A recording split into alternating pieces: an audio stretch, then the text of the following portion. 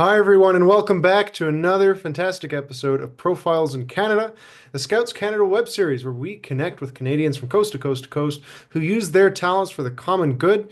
Today, I am here with David Collenette, Minister David Collenette, the Honourable David Collenette, who served in the cabinet of three different prime ministers in portfolios ranging from multiculturalism to national defense. When Canada was sorting out its constitution in the 1980s, as you might remember from some past episodes of the show, Minister Collenette was assigned to London to represent our interests because the Constitution was legally based there up until that point. He also oversaw the single largest expansion of federal infrastructure funding for cultural institutions, ranging from the Royal Conservatory to the Royal Ontario Museum. Minister Collenette grew up in Scouts with the 224th Toronto, and as Member of Parliament for Don Valley East, he had many scouting groups within his constituency. Minister, thank you so much for joining us. It's such a pleasure to see you again. Well, it's great to be here, Glenn. It's just fun doing something like this, reliving the past. Actually, my scouting days started when I was a kid in England with the 10th Marylebone, I think it was, in London, in Cubs. Then I came to Toronto and went in the Scouts. Very well. That is awesome. We have scouts from all over the world. Our CEO is actually from England right now, for Really? Scotland, more accurately. Yeah, he is. And I sort of want to talk about coming from around the world for my first question of you, Minister. You are the Minister of Multiculturalism, and obviously that's got a unique spot in Canada. I wonder if we could start by discussing what official multiculturalism is and what it means, and what you were able to do with it as minister. Well, this really started, I guess, in the early 1970s, and it depends on whose version of events you want to believe. But I think that Pierre Trudeau felt that the one way to get a buy-in from English-speaking Canada to the Official Languages Act that he had passed in 1969 and more of an appreciation of the French language was to say to people who had come here, neither of English or French background, that they are welcome, that you're here in Canada, but you don't have to abandon your own cultural and linguistic traditions. And it gave a buy-in from that group to accept the notion of duality of Canada being formed by an agreement with the English and French-speaking peoples. And of course, in those days, unfortunately, there wasn't much attention paid, or at least respect paid, to the Indigenous origins of Canada. And it was always Canada, because of the Official Languages Act, the British North America Act of 1867. English and French were deemed to be the two official cultures, but multiculturalism really said to others, not of those backgrounds, that you have a stake in Canada and you are equal too. You also led, as I mentioned, the expansion of many cultural institutions. It's been very interesting, especially over the last little while, as we've talked about what Canadian culture means. What is Canadian culture? So I want to ask, Minister, what is Canadian culture to you? Well, before you say what is it to me, people say, well, what is Canadian culture?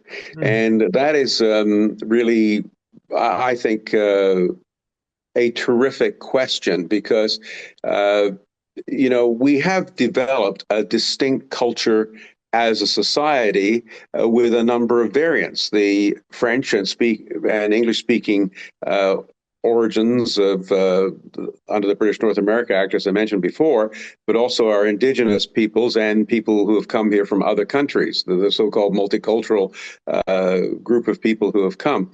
And so we have created a unique, I think, distinct Canadian culture, which really is based on shared values and shared beliefs in parliamentary democracy and fundamental equality. And of course, we established the Charter of Rights when we patriated the Constitution. And so I think that to the world, Canadians have a sort of there's a unique perception of what Canadians are.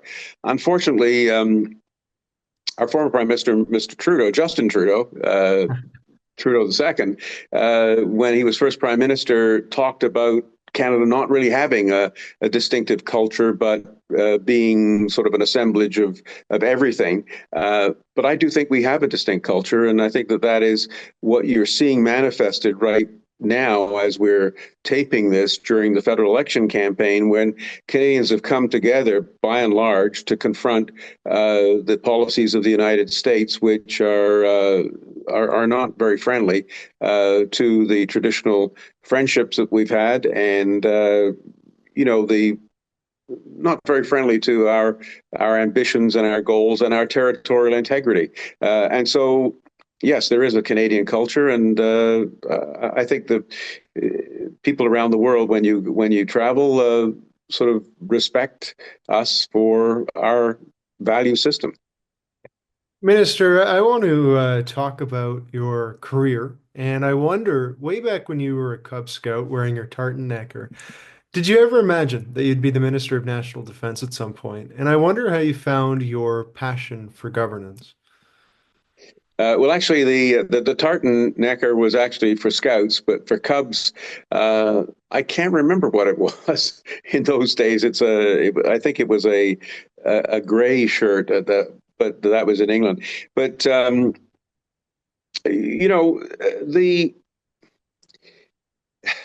what Cubs and Scouts did for me was, in effect, give me a sort of a guiding star of how to conduct yourself in life, how to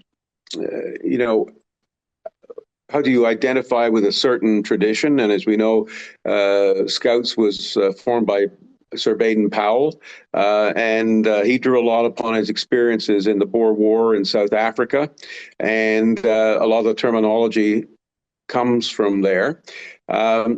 And the love of the outdoors, the notion of doing a good turn for everybody, helping everyone. But when I was a kid, I was born the year after the war ended, and my two grandfathers had been in the First World War. My father had been in the Second World War. There had been a lot of bombardment in our area. And so the military was a subject of discussion. Now, I wasn't in the military, and certainly the Scouts is not nearly remotely a paramilitary organization.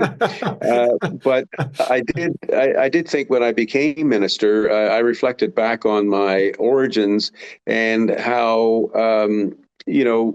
those in my family, my two grandfathers that were long gone by then, but my father was still alive, were really proud of the fact that, I had come from a difficult situation, as many people around the world have found when they come to Canada, but then ended up in politics, A, getting elected for the first time, and then B, being asked to serve in the cabinet, first by Pierre Trudeau, and then briefly John Turner in the interregnum there, and then by Jean Chrétien. I wonder if I could ask about your experience in the federal cabinet. I wonder what surprised you the most. What did you not know coming in that you were suddenly faced with, or whether that's a positive thing or whether that was a challenge? Well, I had been a member of Parliament for 9 years before I got sworn into the cabinet, so I had a pretty good idea of how government worked, Parliament worked, and the cabinet from the outside. But of course, it's a lot different once you actually sit around the table. And I was lucky when I was first elected in 1974.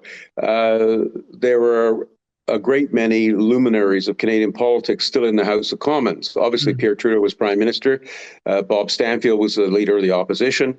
And then Ed Broadbent became the leader of the New Democratic Party, and he happened to be one of my lecturers at York University, some years earlier. He wasn't that much older than me, a bit.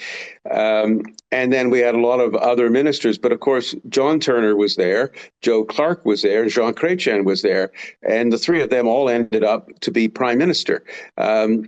And then there were people like Donald MacDonald in Toronto, Don Jameson, Bud Drury. I can go on and on and on of all the great names of people in the cabinet. It was really a stellar group. And of course, Tommy Douglas was still in the House of Commons, the legendary former leader of the New Democrats and from Saskatchewan, who founded the Canadian Medicare in the early 1960s when he was Free Premier of healthcare, Saskatchewan. single payer healthcare. Exactly. Yeah. So when I got into cabinet, I sort of was lucky because I had exposure to all these people. And then, so I'd been had a good idea what cabinet was. And I mixed with these people. And, but when you sit there at a cabinet table and have prominent people, Alan McEach and Mark Lalonde, among others, you realize that, this is a special place. And Peter Trudeau was a unique prime minister in the way he conducted cabinet because he very much a teacher at heart. He was very much someone who